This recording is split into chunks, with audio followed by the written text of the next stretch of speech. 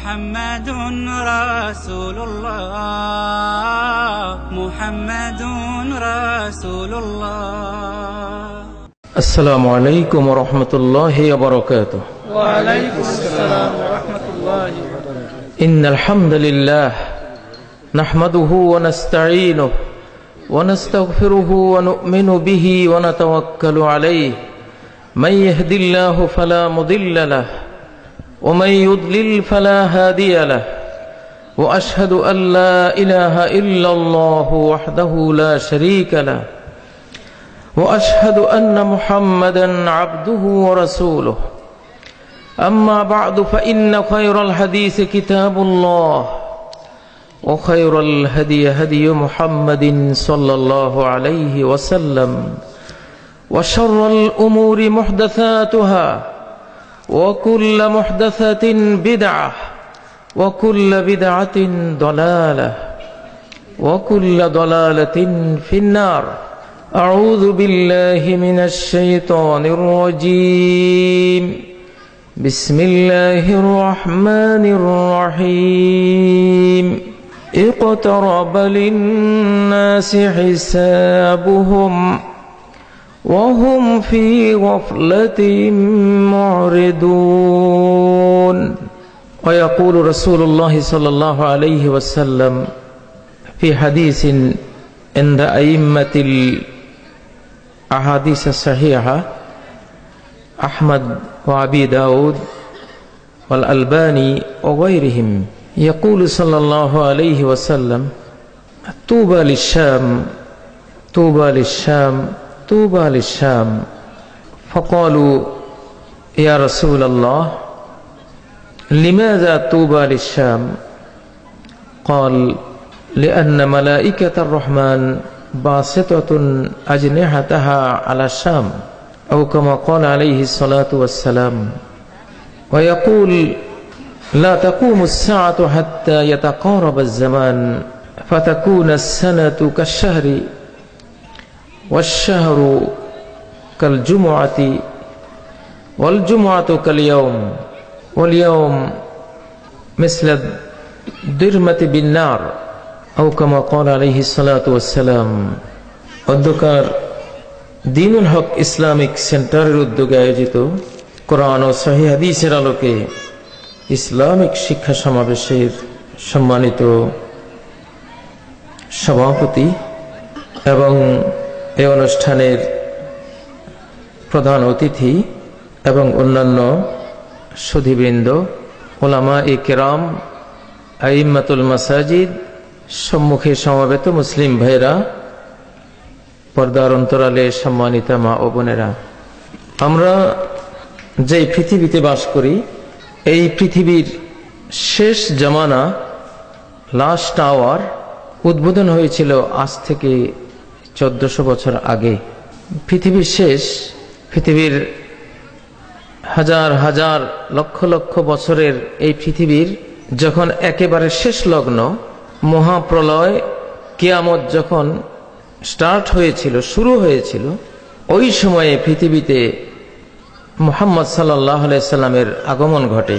তিনি বলেছেন, বুইসতু ফি নাসামিস সাআহ, last hour, অর্থাৎ কিয়ামত যখন শুরু হয়ে গেছে, কিয়ামতের মৃদু বাতাস বইতে শুরু করেছে যখন, তখন আমাকে প্রেরণ করা হয়েছে পৃথিবীতে। অর্থাৎ কিয়ামত উদ্বোধন হয়েছে আজ থেকে 1400 বছর আগে, কোরআন এবং মুহাম্মদ সাল্লাল্লাহু আলাইহি সাল্লামের মাধ্যমে। লক্ষ লক্ষ বছর, কোটি কোটি বছরের একটা গ্রহ ধ্বংস হতে কয়েকশো বছর যাবে, স্বাভাবিক। 1000 বছর যাবে, এটা স্বাভাবিক। আমরা যারা এখন আছি, এই পৃথিবীকে এখন আমাদের বিদায় জানাবার সময়, যদি আমরা বুদ্ধিমান জাতি হই, জ্ঞানী জাতি হই, দৃষ্টি যদি 2015-তে বসে 2115-তে কি হবে, দৃষ্টি যদি 100 বছর দূরে নিক্ষেপ করি, তাহলে হয়তো দেখব যে নাই, পৃথিবী নাই। কিন্তু সাধারণত বর্তমান আমরা মুসলিম জাতি, বিশ্বের সবচেয়ে জ্ঞানী গুণী জাতি আমরা ছিলাম। আমরা কখনো ছাত্র ছিলাম না কারো, আমরা ছিলাম শিক্ষক। মুসলিম জাতি ছিল শিক্ষক। শিক্ষক আজও হতো যদি আল্লাহ তাআলার কারিকুলামে তার দেয়া শিক্ষা ব্যবস্থায় আমরা সবাই শিক্ষা নিতাম, তাহলে আজও পৃথিবীর ওস্তাদ থাকতাম, শিক্ষক থাকতাম। সূরা আল মুজাম্মিল এই সূরাটির 1 নম্বর থেকে 6 নম্বর এবং 20 নম্বর আয়াতে মুসলিম জাহানের, মুসলিম উম্মার শিক্ষা কারিকুলাম আল্লাহ দিয়েছেন। কোরআন গবেষণা, সমস্ত জ্ঞান বিজ্ঞানের আকর, সমস্ত ইনফরমেশনের, বর্তমান যে যুগকে আমরা বলি তথ্য প্রযুক্তির সুপার হাইওয়েতে আমরা অবস্থান করছি, এ তথ্য প্রযুক্তির জন্ম দিয়েছে আল কোরআন। আল কোরআন বুখারী শরীফের দ্বিতীয় হাদিসটিতে যেখানে বলা হয়েছে আহইয়ানান ইয়াতিনি মিসলা সলসলাতিল জারস, আমার কাছে ওহীর বার্তা আসে অনেক সময় ঘন্টার ধ্বনির মতো, ঘন্টার ধ্বনির মতো আওয়াজ করে, রিংটোন বাজিয়ে আমার কাছে ওহী আসে, দূর বার্তা আসে, বেতার বার্তা আসে। সহিহ বুখারীর 2 নম্বর হাদিস। এই হাদিসটি কি আজকের মোবাইল, আজকের অত্যাধুনিক যে প্রযুক্তি, সেই প্রযুক্তির উদ্বোধন করে না? যে রিংটোন বাজিয়ে মিসলা সলসলাতিল জারস, ঘন্টার ধ্বনি রিংটোন বাজিয়ে আমার কাছে ওহী আসে, সেই ধ্বনির মতো ধ্বনি তোলে ওহী আসে, দূর বার্তা আসে, বেতার বার্তা আসে। এবং সূর্যগ্রহণের যে সালাত, সূর্যগ্রহণ হওয়ার পরে নবী সাল্লাল্লাহু আলাইহি সাল্লাম 4 রাকাত সালাত পড়েছেন, প্রায় 7-8 ঘন্টা লম্বা। যখন চন্দ্র সূর্য গ্রহণ হয় তখন পৃথিবীর উপরে এক বিরাট বিপদ চেপে আসে, মহা বিপদের মুখে পৃথিবীটা পড়ে যায়। এটা নবীজি বুঝতেন। আজকের মানুষেরা চন্দ্র সূর্য গ্রহণ হলে এক্সরে পেপার নিয়ে, এক্সরে কাগজটা নিয়ে তারা সূর্যকে দেখে, চাঁদকে দেখার চেষ্টা করে, আনন্দ করে। কিন্তু চন্দ্র সূর্য গ্রহণ তো আনন্দের দিন না। এটা মুহাম্মদ সাল্লাল্লাহু আলাইহি সাল্লাম ওহীর জ্ঞান বিজ্ঞানে যিনি বিজ্ঞানী ছিলেন, মহাপণ্ডিত ছিলেন, তিনি জানতেন। তারা তো কাঁদতেন। তিনি বলেছেন সূর্য গ্রহণ হয়েছে, তাসাদ্দাকু, আল্লাহর পথে দান করো, ফকির মিসকিনকে খাওয়াও, আল্লাহ নিয়ে আযাব মাফ করে দেন। আতিকু, গোলাম স্বাধীন করে দাও। ইস্তাগফিরু, ইস্তিগফার করো। সাল্লু, সালাতুল কুসুফ আদায় করো। এইভাবে কমান্ড করতেন। মহাকাশে শনি আর মঙ্গল গ্রহের বেল্টে, ওই পরিধিতে 100 কিলোমিটার লম্বা পাথরের খণ্ড আছে, 50-60 কিলোমিটার লম্বা পাথরের টুকরো আছে। এগুলো ঘন্টায় 3 লক্ষ, 5 লক্ষ, 6 লক্ষ মাইল গতিতে ঘুরে ওখানে। সূর্য গ্রহণ হওয়ার অর্থ হলো সূর্য আর পৃথিবীর মাঝখানে চাঁদ এসে গেছে। এজন্য সূর্যের আলো পৃথিবীতে যায় না চাঁদের কারণে। একটা বাতি আমার এখানে জ্বালালে সামনে যদি একজন দাঁড়ায়, তাহলে পরের লোকেরা তো আলো পাবে না। একটা তীর, একটা অ্যারোতে চলে আসে সূর্য 1 নম্বর, চাঁদ 2 নম্বর, পৃথিবী 3 নম্বর। এক অ্যারো, এক তীর বরাবর সরল রেখায় চলে আসে 3 মহা শক্তিধর আল্লাহর সৃষ্টি। এদের যে অভিকর্ষ টান, মধ্যাকর্ষণ শক্তি, যে সূর্য বিপুল চৌম্বকীয় টানে, অভিকর্ষ টানে চাঁদকে ধরে রেখেছে, পৃথিবীকে ধরে রেখেছে তার সৌরজগতে। এই 3 শক্তি যখন একসাথে এক রেখায় আসে, তখন যে প্রচন্ড অভিকর্ষ বল পড়ে লক্ষ লক্ষ কিলোমিটার জুড়ে, ওই লক্ষ কিলোমিটার দূরে যদি কোনো পাথরের খণ্ড তখন যাইতে শুরু করে, সূর্য চন্দ্র পৃথিবীর টানে দুর্নিবার গতিতে লক্ষ লক্ষ কিলোমিটার গতিতে ওই গ্রহাণু স্টিরয়েড বা ওই পাথরের বিশাল খণ্ড পায়ের সমান এমন ভাবে মার দিবে, পৃথিবীকে আঘাত করবে। কারণ পৃথিবী তো মিছিলের সামনে, পৃথিবীর বুক থেকে অস্তিত্ব হারিয়ে যাবে, মানব জাতির অস্তিত্ব হারিয়ে যাবে। ডাইনোসরদের অস্তিত্ব যেমন হারিয়ে গিয়েছিল একটি স্টেরয়েড গ্রহণের আঘাতে, এটা মুহাম্মদ সাল্লাল্লাহু আলাইহি ওয়াসাল্লাম বুঝতেন। এজন্য সূর্য গ্রহণ হওয়ার সাথে সাথে সালাতে দাঁড়িয়ে যেতেন, যে আল্লাহ বিপদ থেকে বাঁচাও। প্রিয় ভাইরা, মুহাম্মদ সাল্লাল্লাহু আলাইহি ওয়াসাল্লাম, তাকে দিয়ে শেষ জামানার টেকনোলজির উদ্বোধন হয়েছে, টেলিভিশনের উদ্বোধন হয়েছে। আপনারা হয়তো বিশ্বাস করবেন, মনে করবেন মহানবী সাল্লাল্লাহু আলাইহি সাল্লাম টেলিভিশন নামক এমন একটা পাপের জিনিস উদ্বোধন করেছেন, এটা তো জীবনে শুনি নেই। টেলিভিশনের কোনো দোষ নাই, পাপ টেলিভিশনে করে না, পাপ মানুষে করে, ঠিক না কি?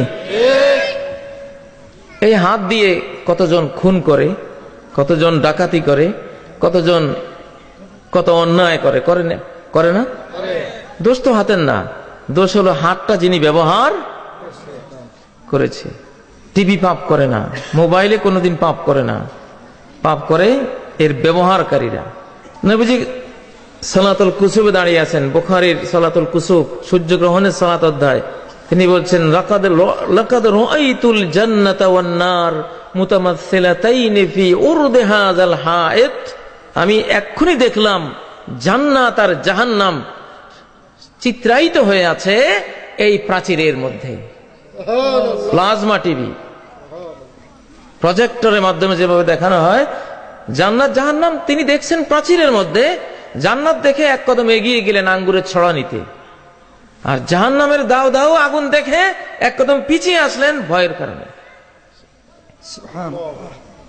সেই নবী মুহাম্মদ সাল্লাল্লাহু আলাইহি সাল্লাম অলরেডি কিয়ামত উদ্বোধন করে দিয়েছেন। আমেরিকার নাসা মহাকাশ সংস্থা বলছে পৃথিবী আর 75 বছর থাকবে, 75 বছর। আর আমরা বলছি আজকে 2015, 75 নয়, হয়তো আজ থেকে 100 বছর বা অল্প কিছুর সাথে যোগ করা যায়।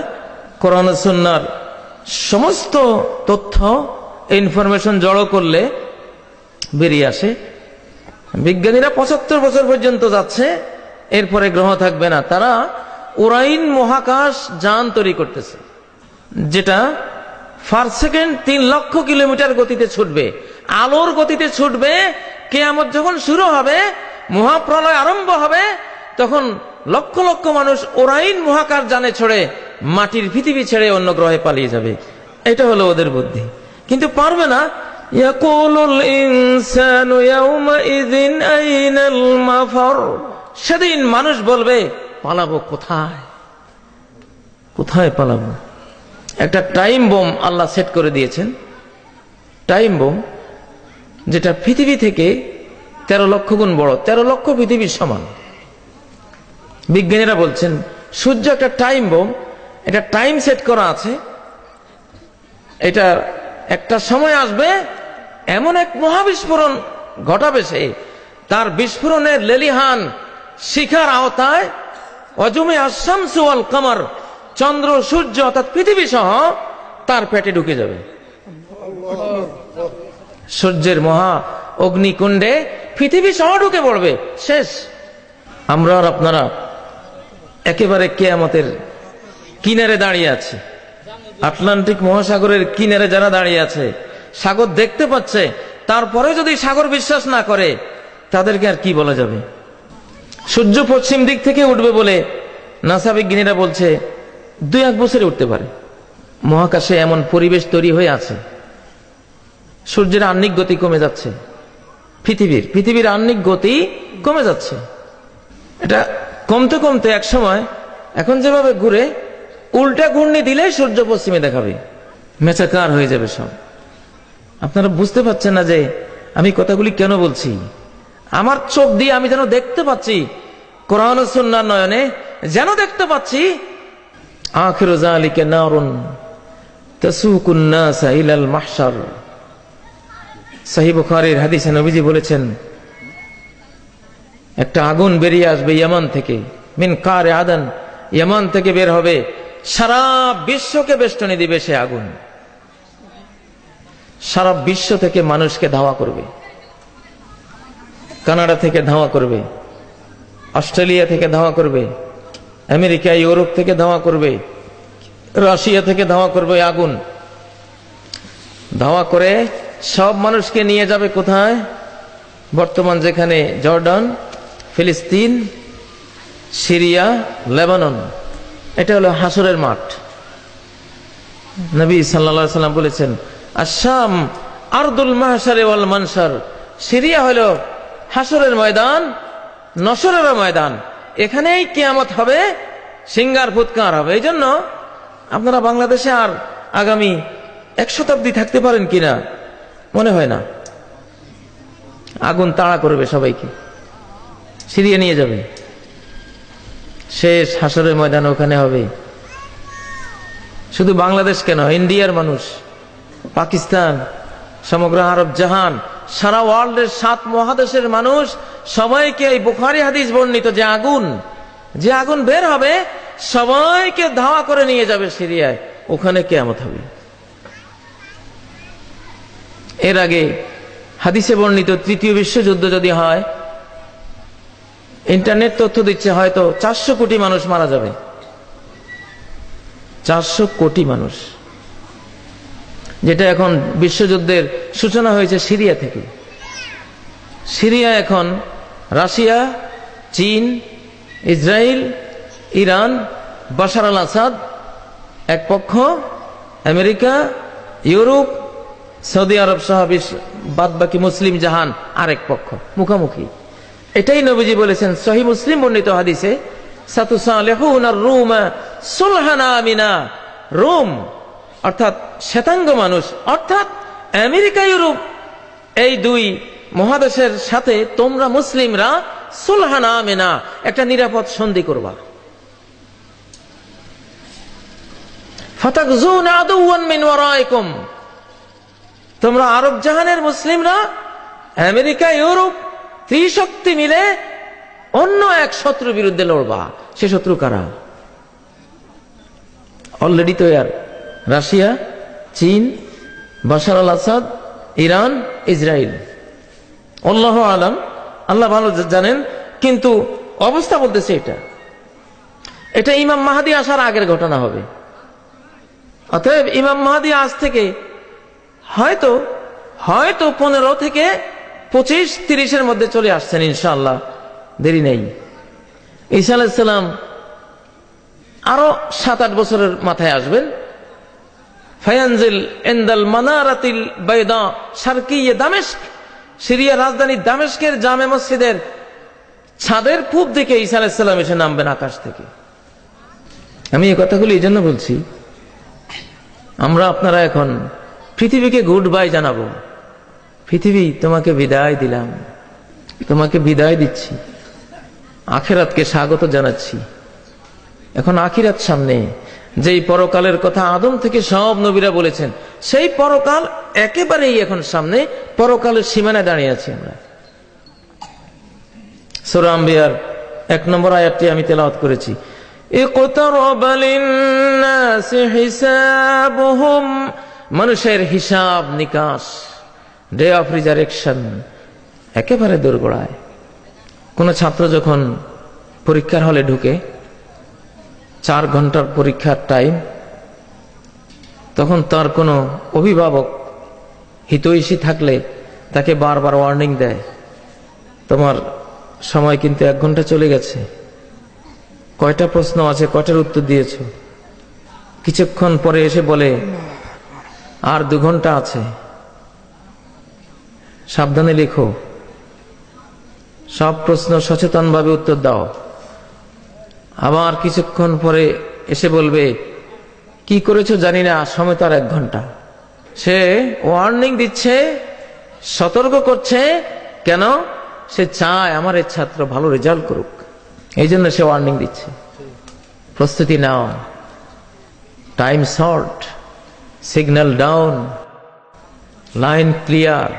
ট্রেন যখন আসে তখন ট্রেন মাস্টাররা, স্টেশন মাস্টাররা এই কথাগুলি বলে, time short, signal down, line clear. এখন কিয়ামত সে দশায়। আমি আমার শিশুকাল থেকে কিয়ামত নিয়ে গবেষণা করতাম, আর এখন সেই গবেষণায় বুখারী, মুসলিম, তিরমিজি, নাসাই, আহমদ, যত হাদিসের গ্রন্থ আছে এখন তো সব একটা আইপ্যাডে পাওয়া যায়, এবং কম্পিউটারে সবগুলি হাদিস, তার সাথে ইন্টারনেট লাগিয়ে সারা ওয়ার্ল্ডের স্কলারদের বক্তব্য মন্তব্য নিয়ে যেটা দেখতে পাচ্ছি, ধরুন আগামী 120-25-এর মধ্যে এই পৃথিবী আর থাকার কথা না, আল্লাহু আলাম। সুনির্দিষ্ট তারিখ কার জানা? আল্লাহর জানা, আমরা কেউ জানবো না, আল্লাহ কাউকে জানান নাই। কিন্তু কোরআন সুন্নাহর ওয়ার্নিং আর ঘোষণা এটা আসছে যে এর মধ্যে হয়ে যাবে। হলে কি হবে? আমি বুখারী থেকে যে হাদিসটি উদ্ধৃত দিয়েছি, তিরমিজি আর বুখারীর হাদিস, যে কিয়ামতের আগে 1 বছর পার হয়ে যাবে 1 মাসে, 1 মাস শেষ হয়ে যাবে 1 সপ্তাহে, 1 সপ্তাহ শেষ হয়ে যাবে 1 দিনে, 1 দিন শেষ হয়ে যাবে 1 মুহূর্তে। দিয়াশালাই দিয়ে আগুন ঠুকলে যে সময়টুকু লাগে, দিন শেষ হবে মনে হয় যেন এতটুকু সময় গেল। আমরা বহু বছর থেকে সবাই বলি, বছরটা কিভাবে চলে গেল। এই না গত বছর 2014 সালে উদ্বোধন করলাম, এখন থেকে 2015 যায় অবস্থা, ঠিক নয় কি? যদি তাই হয় যে বছর যাবে 1 মাসে, তাহলে পৃথিবীর বয়স যদি আমরা ধরি 120 বছর, তাহলে মানে 120 মাস। সামনে কত আছে? 120 মাসে কয় বছর হয়? তাহলে 100 বছর পার হইতে 8 বছর, 8.5 বছর। আগামী 8.5 থেকে 10 বছরটা একটা শতাব্দীর সমান। আপনি মনে করেন না যে এখনো কতদিন বাকি? না, সময় একেবারে কাছে। অর্থাৎ আগামী 10টা বছর 100 বছরের পরিবর্তন পৃথিবীতে ঘটবে। অতএব এখন প্রত্যেকটি মুসলমানের উচিত ইবাদতে ঢুকে যাওয়া, আখিরাতের প্রস্তুতি, তওবা ইস্তেগফার করে অতীত ভুলে গিয়ে পরকালের জন্য রেডি হয়ে যাওয়া। কিন্তু আল্লাহ বলছেন, ওয়াহুম ফি গাফলাতিন মুরিদুন, ওরা উদাসীন, ওরা স্বপ্ন দেখছে আরো কত শতাব্দীর পর শতাব্দী বাঁচবো, তারা স্বপ্ন দেখছে। কিন্তু কোরআন সুন্নাহ যারা স্টাডি করে তারা দেখতে পাচ্ছে একেবারে দোরগোড়ায়। যারা মহাকাশ বিজ্ঞান, ভূতত্ত্ব বিজ্ঞান, পদার্থ বিজ্ঞান নিয়ে গবেষণা করে, তারা আমাদের চেয়ে আরো দ্রুততার কথা বলছে। তারা বলছে যে 1 শতাব্দী নাই, আর 1 শতাব্দী নাই, অলরেডি ওরাইন মহাকাশ যন্ত্র তৈরির জোর তো শুরু হয়ে গেছে উন্নত বিশ্বে, পালাবো পৃথিবী ছেড়ে। প্রিয় ভাইরা, এখন প্রতি 24 ঘন্টায় 68,000 লোক মুসলমান হয় পৃথিবীতে। প্রতি 24 ঘন্টায় 68,000, এবং আগামী বছরগুলিতে এর গতি আরো বেড়ে যাবে। বাড়তে বাড়তে এমন হয়ে যাবে যে 7 মহাদেশের মানুষগুলি, অধিকাংশ মানুষগুলি ইসলামে ঢুকে পড়বে ইনশাআল্লাহ। অতএব কিয়ামতের একেবারে দোরগোড়ায় আমরা দাঁড়িয়ে আছি। বেশি আর আশা করবেন না, বেশি আশা করবেন না। মহাকাশ সংস্থাগুলি বলছে পৃথিবীর অনেক অঞ্চল অ্যাস্টেরয়েড হিট জোন, ক্ষেপণাস্ত্র আকাশ থেকে মারা হবে। আমেরিকা রাশিয়ায় মারতে হবে না, আকাশ থেকে ক্ষেপণাস্ত্র অ্যাস্টেরয়েড মেরে অপরাধীগুলিকে কবর দিয়ে দেওয়া হবে। পৃথিবীতে 3টা অপরাধ এখন বানের পানির মতো ছুটে চলেছে। 3টা অপরাধ শয়তান এই যুগের মতো আর কোন যুগে মানব জাতিকে এত বিভ্রান্ত করতে পারেনি। জাতিসংঘের হিসেবে মুসলিম জাহানের বাইরে প্রতি বছর 7 লক্ষ মানুষ আত্মহত্যা করে, সুইসাইড করে। তার ব্যাংকে কোটি কোটি ডলার পড়ে আছে। তার ইন্ডাস্ট্রির অভাব নেই, বিত্ত বৈভবের অভাব নেই, তার বাড়ি যে কয়টা তারও হিসাব নেই। কিন্তু সে সারাদিন কিসের দুঃখে এইভাবে পড়ে থাকে, অথবা এইভাবে আছে। তার মনে কোনো শান্তি নেই। জার্মানিতে একজন আত্মহত্যা করলেন, তার ব্যাংক ব্যালেন্স দেখলো 10,000 কোটি ডলার, কিন্তু সে আত্মহত্যা করেছে। আমাদের বাংলাদেশেও ধীরে ধীরে ঢুকছে এগুলি। ঢাকা বিশ্ববিদ্যালয় এবং বড় বড় ইউনিভার্সিটিগুলিতে বেশ তরুণ তরুণীরা আত্মহত্যা করছে এখন।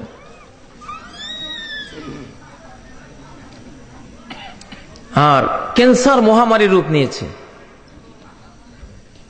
কেন? আমি একটা আয়াত বলবো আর একটা স্টাডি বলবো।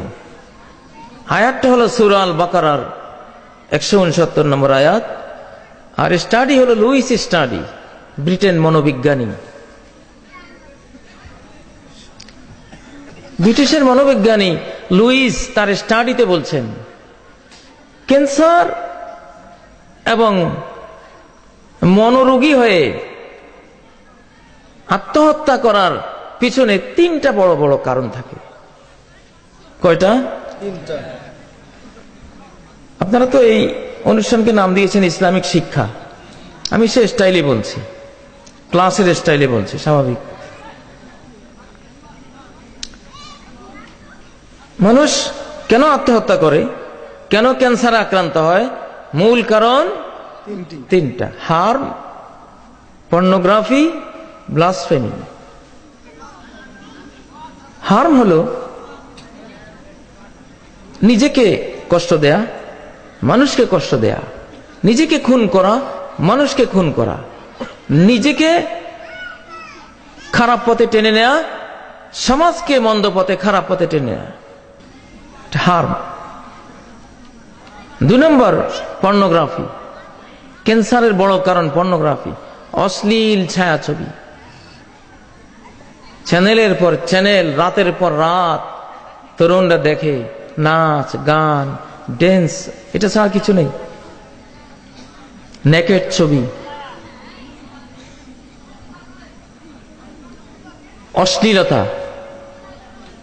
আজকের আকাশচুম্বী টাওয়ার মেঘের সাথে টক্কর দেয় এমন টাওয়ার 165 তলা উঁচু, 200 তলা তৈরি করবে মানুষ। আজকের সুরম্য অট্টালিকার বিরাট ছড়াছড়ি শহরে, নগরে, বন্দরে, গ্রামে গঞ্জে শুরু হয়েছে। আজকের এসি রুম, আজকের বৈদ্যুতিক এই সুন্দর পরিবেশ, আজকের অত্যাধুনিক যত গাড়ি বাড়ি, এগুলো দেখে মনে করবেন না যে আমরা খুব উন্নত হয়েছি, মনে করবেন না।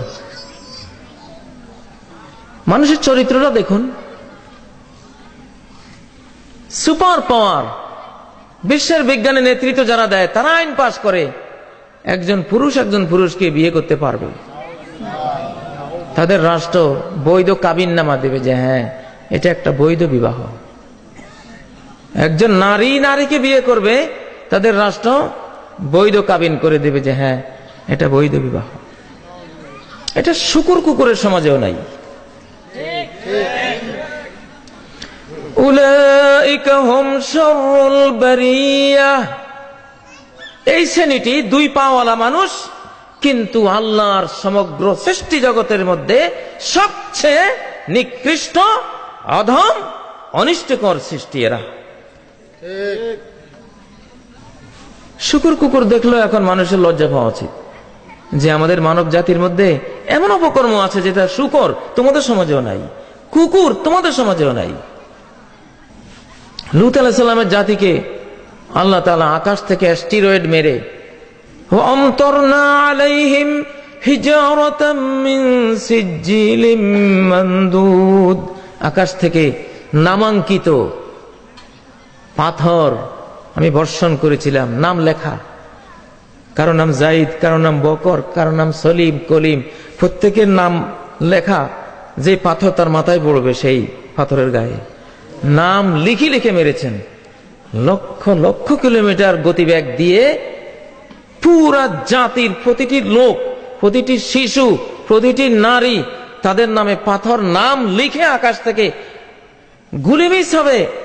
আল্লাহর স্টেরয়েড, তার মিটিওর মিস হবে না? মিস হবে?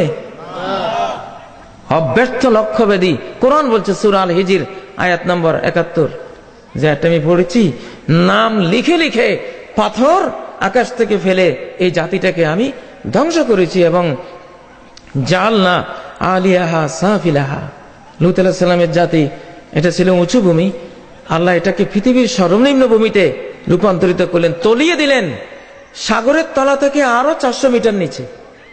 কারণ যারা যৌন রোগী হয়, চরিত্রহীন মানুষ হয়, এদের গায়ে এমন সব ভাইরাস জীবাণু থাকে, এদেরকে বহু গভীরে দাফন না করলে ওই জীবাণুগুলি সারা বিশ্বে ছড়িয়ে পড়তে পারে।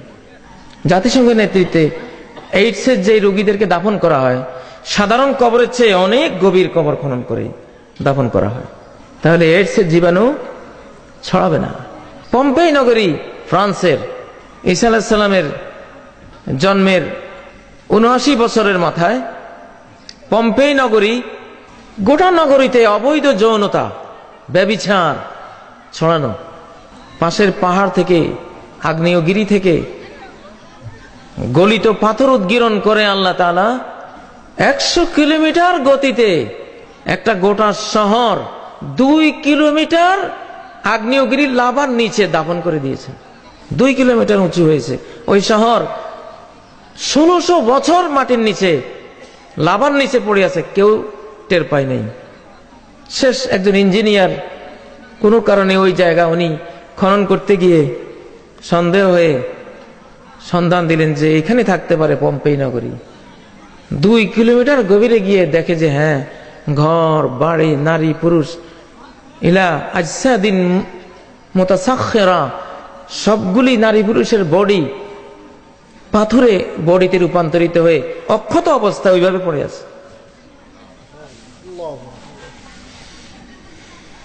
আজকে সেই সময় হয়ে গেছে, নাসা বিজ্ঞানীরা বলছে স্টেরয়েড হিট জোন পৃথিবীর বহু অঞ্চলে আকাশ থেকে এটা পড়বে। এখন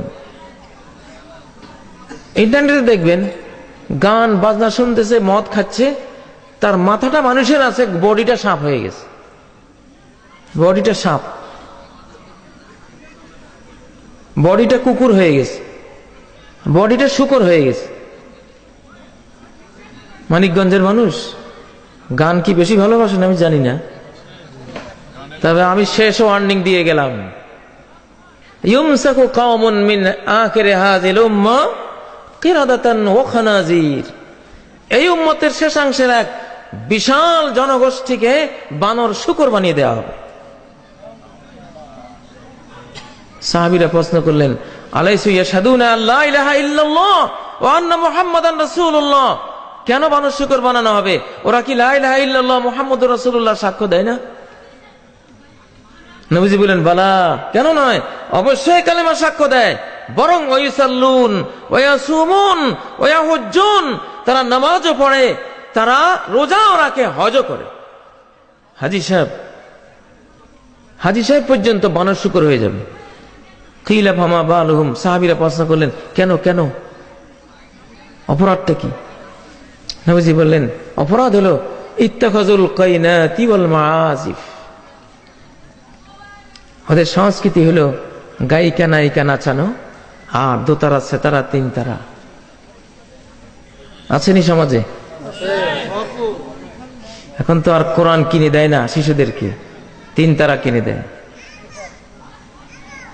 ধান যখন পেকে যায় তখন কৃষক, ক্ষেতের মালিক চিন্তা করে যে এটা কি করতে হবে, কাটতে হবে, কাটার সময় হয়ে গেছে। এখন আমরা সবাই ধান গাছ, এখন এটা কাটার সময় হয়েছে আল্লাহর। এত পাপ! অতীতের পম্পেই নগরীকে 2 কিলোমিটার লাভার নিচে যে দাফন করা হলো, 1600 বছর দাফন হয়ে থাকলো, মাত্র 1800 শতাব্দীতে খনন করে বের করা হলো প্রত্যেকটা মানুষ পাথর, সেখানে মূর্তিগুলি পাওয়া যায় নারী পুরুষের অবৈধ সম্পর্কের চিত্র। অতএব সাবধান। ওই যে লুইস স্টাডির কথা বললাম, হার্ম, পর্নোগ্রাফি আর ব্লাসফেমি, এই তিনটাই প্রত্যেকটা সিনেমার মূল বিষয়, প্রত্যেকটা অশ্লীল ছায়াছবির মূল বিষয় এটা, যেটা লুইস স্টাডিতে বলছে এবং 1400 বছর আগে যেটা আল্লাহ বলেছেন। শয়তানের পদাঙ্ক অনুসরণ করো না। শয়তান 3টা কাজের নির্দেশ দেবে: বিশ্বু, ভায়োলেন্স, সেক্স, ভায়োলেন্স, ব্লাসফেমি। যে কোনো সিনেমায় দেখলে দেখবেন রামদা কোপাইতে আছে, দেখেন কিনা, পিস্তল, বন্দুক, ঠিক না? অশ্লীল ছায়াছবিগুলিতে কি থাকে? ভায়োলেন্স থাকে 1 নম্বর। 2 নম্বর কি? সেক্স, ফাহশা। কোরআন বলছে ফাহশা, ফাহশা। 3 নম্বর ওয়ান তাকুলু আলাল্লাহি মা লা তা'লামুন, আল্লাহর ব্যাপারে, আল্লাহর দ্বীনের ব্যাপারে, ইসলামের ব্যাপারে না জেনে মন্তব্য করা, বক্তব্য দেয়া। কোন কিতাবে লেখা আছে হারাম গাজনা বা কি হারাম বাজনা গান আছে না? এরকম গান লেখে না? যে কোনো অশ্লীল ছায়াছবিতে খারাপ চরিত্রের অভিনয় করাবে, ধর্ষকের অভিনয় করাবে, ডাকাত হিসেবে অভিনয় করাবে কাকে? টুপিওয়ালা, দাড়িওয়ালা, পাঞ্জাবিওয়ালা লোক, ঠিক না? এই 3টা হলো ক্যান্সারের কারণ এবং সারা বিশ্বের প্রতি বছর 7 লক্ষ মানুষের আত্মহত্যার কারণ। কোরআন বলছে, লুইস স্টাডি বলছে, আমরা দেখছি সংসারে বাবা পাগল, মা পাগলি, বোনেরা পাগলি, ভাইও পাগল, গোটা সংসারের সবাই পাগল। কারা? যাদের ঘরে একটা টিভি আছে, টিভির অশ্লীল ছায়াছবি বাপেও দেখে, মায়ও দেখে, ভাইও দেখে, বোনেরাও দেখে। টোটাল পরিবারটা পাগল, নেশাগ্রস্ত। কথাটা কি কড়া হয়ে গেল? এটা কাজী ইব্রাহিমের কথা না, কোরআনের কথা আর কেমব্রিজ বিশ্ববিদ্যালয়ের নিউরো সায়েন্টিস্টদের কথা। আপনি এই যুগে ওয়াজ করবেন, একটা আয়াত নেবেন কোরআন থেকে আর একটা গবেষণা নেবেন বিশ্বব্যাপী বিজ্ঞানের, কোরআনিক বিজ্ঞানে যে অগ্রযাত্রা, কোরআনের কারণে যে বস্তু বিজ্ঞানের অগ্রযাত্রা হয়েছে, সেখান থেকে বাস্তব উদাহরণ টানবেন, দেখবেন যে একেবারে 100-এ মিলে যাচ্ছে।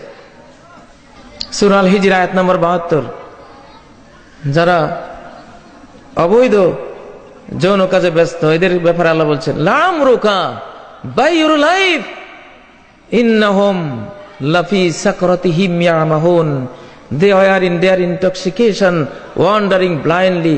তোমার জীবন স্রষ্টার কসম, পুরো জাতি এরা তাদের উন্মত্ততায়, নেশাগ্রস্ততায় অন্ধ হয়ে, পাগল হয়ে ঘুরপাক খাচ্ছে, কোন সঠিক পথ, মুক্তির পথ খুঁজে পাচ্ছে না। নেশা 2 প্রকার। আমার এখানে প্রশাসনের লোকেরাও আছেন। কোরআন বলছে নেশা 2 প্রকার। একটা নেশা আমরা সবাই জানি, হিরোইন, গাঁজা, ভায়াগ্রা, নায়াগ্রা, ভয়ঙ্কর হিরোইন নেশা, আমরা জানি না? সিগারেট, এটাও নেশা, এটা ভয়ঙ্কর নেশা, কিন্তু এটা মশার মতো। মশার কামড় সবাই খায়, কালসাপের কামড় সবাই খায় না। হিরোইন সবাইকে ধরতে পারে না, কিন্তু সিগারেট মোটামুটি এটাই ধরে, এটার ক্ষতি বেশি। এজন্য সিগারেটে প্রতি বছর 25 থেকে 30 লক্ষ মানুষ প্রাণ হারায় সিগারেট জনিত ক্যান্সার সহ বহু বহু রোগের কারণে। এগুলি নেশা আমরা বুঝি, কিন্তু কোরআন বলছে, আর কেমব্রিজ বিশ্ববিদ্যালয়ের নিউরো সায়েন্টিস্ট বিজ্ঞানীরা বলছেন, কি বলছেন? তারা একটা গবেষণা করেছে 2013 সালের অক্টোবর মাসে, pornographic effect on adults and children, শিশু আর যুবকদের উপরে অশ্লীল ছায়াছবির কি থাবা পড়ে, কি ইফেক্ট, কি অ্যাকশন হয়। তারা বলছে হেরোইন খেলে মানুষ যেই মাত্রার মাতাল হয়, পাগল হয়, নেশাগ্রস্ত হয়, অশ্লীল ছায়াছবি পর্নোগ্রাফি দিয়ে তার চেয়েও আরো মারাত্মক পাগল হয়, উন্মাতাল হয়, নেশাগ্রস্ত হয়। এবং মস্তিষ্কের ফ্রন্টাল লোবের সেলগুলি জ্বলে যায়। আমার কম্পিউটারে আছে, মস্তিষ্কের ফ্রন্টাল লোবের সেলগুলি জ্বলে যায়। আজকে বাংলাদেশের 60%, 60 থেকে 80% যুবক যুবতী নেশাগ্রস্ত। গোটা দেশ পাগল হয়ে যাচ্ছে। আমি তো মনে করি যে কোনো ওয়াজের আগে আজকে নেশার বিরুদ্ধে ওয়াজ করা দরকার। 2 নেশা, পর্নোগ্রাফিক নেশা আর হলো ড্রাগ নেশা, যেটা ড্রাগ অ্যাডিক্ট, পর্নোগ্রাফিক অ্যাডিক্ট। আপনার শিশু 5ম শ্রেণীতে স্কুলে পড়ে, মোবাইল কিনে দিয়েছেন। আপনার শিশুটা আগে খুব পড়ালেখা করত, খুব ভালো ছিল, রোল নম্বর 1 ছিল, হঠাৎ দেখছেন কেমন কেমন হয়ে গেছে, পরীক্ষায় ফেল, পড়ালেখা করে না, কেমন জানি আচরণ, মায়ের কথা শুনে না, বাবার কথা শুনে না। কি হলো? খুঁজলে দেখবেন ওই যে তাকে পর্নোগ্রাফির হেরোইনে ধরেছে, সারাদিন মোবাইলে খোঁজে। পর্নোগ্রাফি আর হেরোইন একই জিনিস। হেরোইন একবার যে খাবে 1000 বার খেতে হবে, একবার খেয়েছে বারবার। এটা নেশা মানি তো, যেটা একবার ব্যবহার করলে বহুবার ব্যবহার করতে হয়, মৃত্যু পর্যন্ত ব্যবহার করতে হয়, নিষ্কৃতি নাই, ঠিক না? পর্নোগ্রাফি এরকম, একবার যদি দেখেন আরেকবার দেখতে হবে, আরেকবার দেখতে হবে, আরেকবার দেখতে হবে, শুরু হবে সিলসিলা, পড়া লেখা ক্লাস ব্যবসা বাণিজ্য সব বরবাদ। এটা ছাড়া ভালো লাগবে না। এখন এই পাগলদের হাতে এখন সারা বিশ্ব। এই যে হার্ম, পর্নোগ্রাফি, ব্লাসফেমি, আল্লাহর বিরুদ্ধে তাদের কুধারণা, আল্লাহ সম্পর্কে কুধারণা, এবং তারা পর্নোগ্রাফিক অ্যাডিক্ট, ড্রাগ অ্যাডিক্ট, এবং তারা হলো সংঘাতকারী, নেগেটিভ সেন্স ব্রেইনের লোক। এদের হাতে সারা বিশ্বের মারাত্মক মারণাস্ত্রগুলি, আল্লাহু আকবার, মেরে ফেলবে আমাদেরকে। যে কোনো সময় একটা যুদ্ধ বাঁধিয়ে এই পাগলেরা, এই তিন পাগলামির পাগলদের হাতে সারা বিশ্ব, এরা যে কোনো একটা যুদ্ধ বাঁধিয়ে পৃথিবীর 300 থেকে 400 কোটি মানুষ মেরে দেবে। আমি ইন্টারনেট থেকে কথা বলছি, বিশ্ব পরিস্থিতি থেকে কোরআন সুন্নাহর আলোকে কথাগুলি বলছি আপনাদেরকে। অতএব বাঁচার উপায় কি? বাঁচার উপায় হলো কোরআনের ছাত্র হওয়া। কিসের ছাত্র হওয়া? আল্লাহর কোরআনের ছাত্র হয়ে যাওয়া সব মুসলমানের কর্তব্য। আল্লাহু আকবার, আল্লাহু আকবার। এই কোরআন কি জিনিস? কোরআনের প্রত্যেকটা আয়াত একটা সায়েন্স, একটা বিজ্ঞান, একটা তথ্য, একটা ইনফরমেশন, একটা মুক্তি। এখন কেমব্রিজ বিশ্ববিদ্যালয়ে তারা যে বলল, যারা পর্নোগ্রাফি দেখে, যারা সিনেমা দেখে, ব্রেইনের ইন্টেলেকচুয়াল সেল, বুদ্ধি সেল, যেগুলি দিয়ে মানুষ জ্ঞানী হয়, বুদ্ধিজীবী হয়, বুদ্ধিমান হয়, বিজ্ঞানী হয়, মুহাদ্দিস হয়, হাদিস বেত্তা হাসির হয়, যে সেলগুলি দিয়ে এগুলি জ্বলে যায় সব। এই ছেলেটা অ্যাবনর্মাল হয়। এই অ্যাবনর্মাল বাবার ঘরে যে সন্তান হবে সে অ্যাবনর্মাল। অতএব পর্নোগ্রাফিকে না বলুন। গান বাজনা বহুত শুনেছেন, এবার কোরআনে আসুন। 2টা সফটওয়্যারে পৃথিবী চলে। কয়টা? 2 সফটওয়্যার। একটা হলো রহমানের সফটওয়্যার, আর একটা হলো শয়তানের সফটওয়্যার। আর রহমান আল্লামাল কোরআন। রহমানের সফটওয়্যার হলো কোরআন। উনি সফটওয়্যার দিয়েছেন, পরিকল্পনা দিয়েছেন, কোরআনে যেখানে যা আছে ঠিক সেভাবে চলো, আর কোনো ভয় নেই, তোমার বিবেক নষ্ট হবে না। মস্তিষ্কের 15,000 মিলিয়ন সেল একটাও নষ্ট হতে দিবে না আল কোরআন। তোমার হার্টে 40,000 সেল, 40,000 কোষ হার্টে দিয়েছেন। হার্ট হলো বড় বিজ্ঞানী, সমস্ত জ্ঞান বিজ্ঞানের আকর। এটার এক একটা সেল ব্রেইনের 5,000 সেলের সমান। আল্লাহু আকবার। একটা সেলে নষ্ট হবে না যদি কোরআন স্টাডি করো। এটা রহমানের সফটওয়্যার, বডিটা রহমানের বানানো, কোরআন রহমানের নাজিল করানো, ঠিক না? এই সফটওয়্যারে চলো। কোরআনের বাইরে যে সফটওয়্যার আছে এটা শয়তানের সফটওয়্যার। মিন শাররিল ওয়াসওয়াসিল খান্নাস। কোরআনে কারিমে সর্বশেষ সূরা কি? সূরা আন-নাস। সেখানে কি বলা হচ্ছে? কুল আউযু বিরাব্বিন নাস। বলো আশ্রয় চাই মানুষের স্রষ্টা প্রতিপালকের কাছে, মালিকিন নাস, মানুষের রাজাধিরাজের কাছে, ইলাহিন নাস, মানুষের সত্য মাবুদের কাছে, মানুষের প্রিয় মাবুদের কাছে। কি মাবুদ? প্রিয় মাবুদ। আমাদের প্রকৃত প্রিয়জন কে? আল্লাহ। প্রকৃত প্রিয়জন কে? আল্লাহ। কোন ইবাদতে যদি আল্লাহর ভালোবাসা না থাকে সেই ইবাদতটা হলো ডেড বডি। মুসলমানরা ধ্বংস হয়েছে তখন যখন ইবাদতকে একটা অনুষ্ঠান হিসেবে নিয়েছে। নামাজ পড়তেছি, রোজা রাখতেছি, হজ করতেছি, ভিতরে আল্লাহ প্রেম নাই।